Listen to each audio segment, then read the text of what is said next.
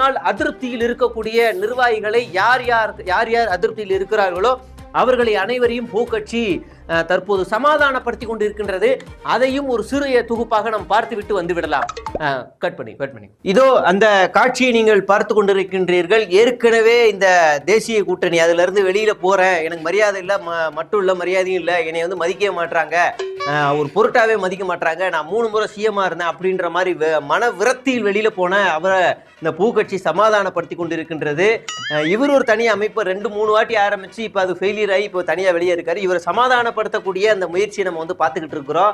அப்படி என்ன சொல்லுவாங்க அப்படின்னா, நீங்க தான் எல்லாமே, நீங்க வந்தா போகணும், நீங்க மட்டும் ஓன்னு சொல்லுங்க, அடுத்த முதலமைச்சர் நீங்க தான், கட்சி உங்களுக்கு தான், ஒருங்கிணைப்பாளர் நீங்க தான், நீங்க ஆசைப்பட்ட எல்லாத்தையுமே நாங்க கூடிய விரைவில் பண்ணி தரோம், இல்லைன்னா உங்களை கவர்னர் ஆக்குறோம் அப்படின்னு மண்டையை கழுவக்கூடிய அந்த வேலைகள் தான் இங்க நடந்துகிட்டு இருக்கு அப்படின்னு உளவுத்துறை நமக்கு சொல்லிக்கிட்டு இருக்கிறாங்க. இவர் ஒரு பக்கம் இருக்கும்போது நம்ம அடுத்ததாக இந்த பக்கம் பார்ப்போம். இவங்க வந்து கூட்டணி கட்சியை சேர்ந்த அந்த அம்மா இவங்களையும் வந்து சமாதானப்படுத்துறாங்க. கடைசியா நடந்த அந்த கட்சியோட பொதுக்கூட்டத்துல கிடப்பாடி எங்களை முதுகுல குத்திட்டாரு, அவர் வாக்கு தவறிட்டாருன்னு வார்த்தையை வந்து சொல்லியிருந்தாங்க. அப்புறமா நாங்க அப்படி சொல்லவே இல்லைன்னாங்க. இப்ப இவங்ககிட்டயும் அந்த பூக்கட்சி வந்து சமாதானப்படுத்தி இருக்கு.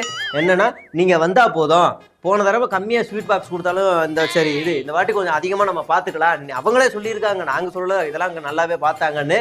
அதனால வந்து இந்த வாட்டி வந்துருங்க, உங்க பையனுக்கு துணை முதலமைச்சர், நீங்க தான் முதலமைச்சர், பார்த்துக்கலாம், கூடிய விரைவில் நாங்கள் பண்றதெல்லாம் பண்ணி கொடுக்குறோம்னு சொல்லி மண்டையை கழுவக்கூடிய அந்த காட்சியை தான் நம்ம பார்த்துக்கிட்டு இருக்கிறோம்.